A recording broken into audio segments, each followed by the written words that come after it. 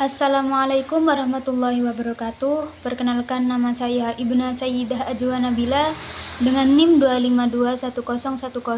2521010400039. Sebelumnya terima kasih kepada Ibu Asmi Faikotul Himmah selaku dosen pengampu mata kuliah Sejarah Peradaban Islam. Pada kesempatan kali ini saya akan membahas tentang salah satu kekhalifan terbesar dalam sejarah Islam, yaitu dinasti Umayyah. Nah, dinasti Umayyah ini didirikan oleh Muawiyah bin Abi Sufyan pada tahun 661 Masehi. Berdirinya dinasti ini terjadi setelah berakhirnya masa Khulafaur Rasyidin yang ditandai dengan konflik internal umat Islam yang dikenal sebagai fitnah pertama. Berbeda dengan sistem sebelumnya yang bersifat musyawarah, dinasti Umayyah menerapkan sistem pemerintahan monarki, di mana kekuasaan diwariskan secara turun-temurun. Muawiyah memindahkan pusat pemerintahan ke Damaskus, yang kemudian menjadi pusat politik dan administrasi kekhalifahan.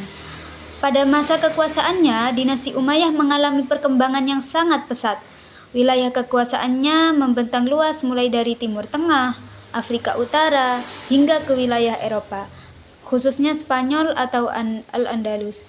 Hal ini menjadikan dinasti Umayyah sebagai salah satu kekaisaran terbesar dalam sejarah dunia. Salah satu khalifah yang berperan penting dalam kemajuan dinasti ini adalah Abdul Malik bin Marwan. Ia melakukan berbagai reformasi penting, seperti menjadikan bahasa Arab sebagai bahasa resmi pemerintahan dan mencetak mata uang sendiri. Reformasi ini memperkuat identitas dan stabilitas negara. Selain itu, pada masa Al-Walid bin Abdul Malik, wilayah kekuasaan semakin meluas. Penaklukan besar terjadi hingga ke Spanyol di barat dan Asia Tengah di timur. Pada masa ini juga dibangun berbagai infrastruktur penting, termasuk masjid-masjid megah dan fasilitas umum. Namun, di balik kejayaannya, dinasti Umayyah juga menghadapi berbagai tantangan. Salah satu masalah utamanya adalah adanya ketidakpuasan dari kelompok non-Arab yang merasa diperlakukan secara tidak adil.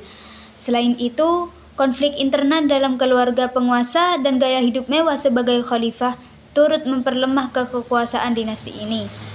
Akhirnya pada tahun 750 Masehi, dinasti Umayyah runtuh setelah digulingkan oleh dinasti Abbasiyah dalam sebuah revolusi besar yang dikenal sebagai Revolusi Abbasiyah. Meskipun demikian, tidak semua keturunan Umayyah hilang.